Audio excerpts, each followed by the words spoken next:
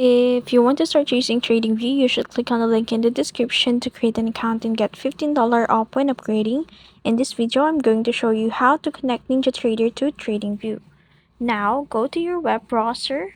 It could be Chrome, Safari, or Mozilla, but in this case, I'm going to choose the Chrome.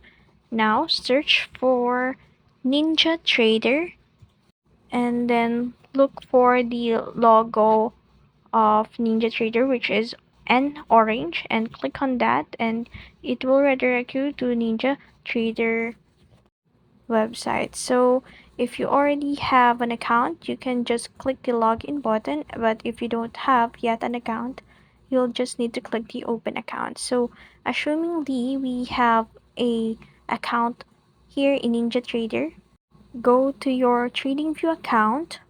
Below you will see here a panel. Click the trading panel in order to see the available brokers here in TradingView. So select the all brokers to see all the lists.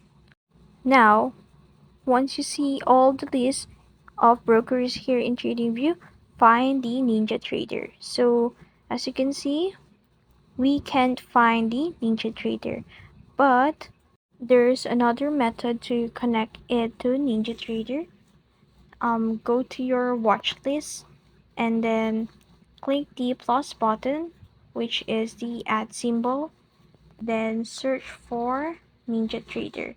You can search it to all or search it to stocks, funds, futures, forex, cryptos, indices, bonds, economy options. But if you still haven't found NinjaTrader here, guess it's still not yet available here in TradingView, or it depends on country. So assumingly we found the NinjaTrader here in TradingView.